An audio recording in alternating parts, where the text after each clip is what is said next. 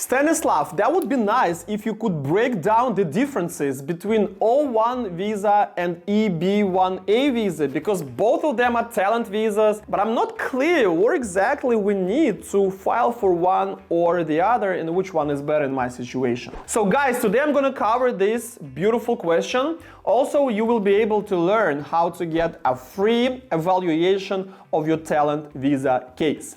Let's go! Hello my dear friends, I'm Stanislav Shamayev, a licensed business immigration and corporate attorney in Miami, Florida. Today we're going to be covering the O-1 and EB-1A, the main differences and when you should go for one instead of the other. And I'll show you what exactly needs to be done to start this process. So, O-1, EB-1A are the talent visas, extraordinary visas, okay? If you have that extraordinary ability, you can file for one of them. Which are the categories that could be participating in these programs? So there are 5 categories: business, science, education, sport, and art. If you fall within one of those, which cover pretty much everything, right? A lot of professions come in, that's good news. But if for whatever reason, and I see those cases every day, guys, I'm filing about 30 cases a month, 20, 23 a month are EB-1As and O-1s, so I filed 1,000 cases at this point. I know exactly what's going on, and that's how I feel I have a lot of expertise in these cases. Some professions are in between the categories. You could be the professor or the teacher who teaches cybersecurity, right? And also participate in the creation of some services. So who are you? A businessman, IT person, or the educator? We don't know, sometimes it's not clear. So don't worry if your profession is new and don't even have the name, or if you are between the categories. As long as you're between the proper categories, we're good, okay? So that's the first thing. The second thing is to understand that O-1 is non-immigrant visa and EB-1A is the immigrant visa. And the bottom line difference that EB-1A is a green card and O-1 is a temporary stay and work in the US. Both of them will allow you to bring the family. EB-1A will give them all green cards, your spouse and kids below 21. O-1 gives O-3 to your spouse and your kids can go to school, spouse cannot work. That's the main fundamental difference as to getting approved for O-1A and EB-1A. Also, a huge difference that EB-1A is self-petition, which means you do not have to have the employer, okay? You may, but you don't have to. O-1, you have to have an employer, but your employer could be your own company. By the way, there was a change in the law recently where they kind of put it in the book that even if you have 100% ownership in your LLC or corp, you still can file with the O-1 having that company as your employer. And it's good because sometimes immigration officers didn't know that, right? So now we can tell them that that's what's going on as the matter of law. Next thing, the time frame for both of those visas. O-1 is 6 months preparation and 2 months for the embassy. EB-1A, 6 months preparation and about 6 to 9 months for the embassy.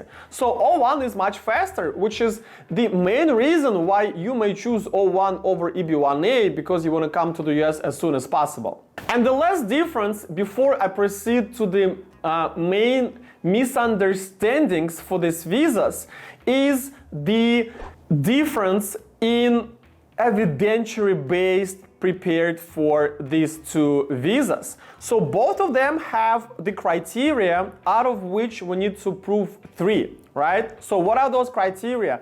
Awards, judging the work of other professionals, professional associations, press about you and your work, academic publications, contribution in the industry, critical leading role in a company with distinguished reputation, and commercial success. There are two more criteria in EB-1A for the art, but because it's a narrow direction, not gonna touch on those. But let me tell you guys, I want you to know everything. That's the showcase and commercial success in performing arts, right? So if you're from art, you have more chances to get approved for EB-1A. Yes, those criteria are the same, and in both visas we need to prove at least 3 out of the 8 or 10, but for O-1 they are like a light version, if you allow me to say.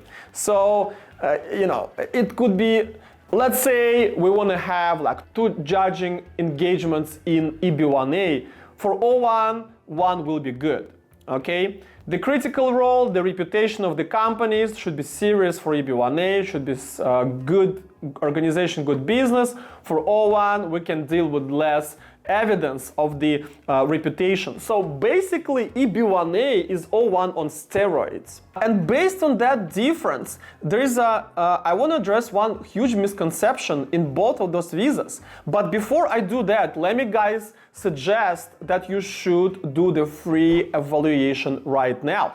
Free evaluation of your case is the service in my company, which is free and which is evaluation. The link below this video, click on it. Fill out the form, submit it to me, give me up to 2 days to analyze it and send you the written analysis of your case to understand if you do have the case. Look for the word potential. If you see that I told you you have a potential, meaning we will be able with the team pack up and improve your case for the next 6 months and give you at least 90% chance of approval. With O-1 it's actually 99%. You could move on to the next phase, complex immigration planning, where I build the written strategy of your case in 2 phases. Okay? And then the complete case filing is the last 3rd step to start your case and get the ball rolling. So get your free evaluation right now, don't wait, because it's fast and it's very efficient. Now, the biggest misconception, I do believe, guys, that the biggest misconception is that you think that both O-1 and EB-1A only for people who are Einsteins, like world-renowned scientists, people who play the starring roles, the main roles in the movies, like soccer players who win the World Cups. This is true. All whom I mentioned will get the green cards. But where are those people? If you guys saw them, please send them my way, because I don't really see them. Yes, maybe 1% of my practice are people like that, like the top surgeon in Ukraine, right? Like the top guy, there is no one above him, he's the best. Of course, this is an easy case. Or the Olympic champion from Russia. Yeah, sure, the petition this thin and really fast. Or the top executive in Google in India, right? Or the top actor in Spain in soap operas. Of course we have those clients, but listen, this is the absolute minority. All the rest are the good professionals in their fields. I have 2-3 criteria at the start of the case. That's enough to move with your case and proceed with the approval. And last but not least, if you decide to go for O-1 because you don't have enough for EB-1A, not a biggie. You're gonna build a good foundation to jumpstart your EB-1 case when the time is right. Guys, don't forget the free evaluation. Subscribe to my YouTube channel. Smash that like button. Comment. Tell me what you think about this. Also, I have Telegram, Instagram, X, and other platforms, unique content over there. My name is Stanislav Shamayev. I'm a lawyer of the future. Your future begins here. Good luck.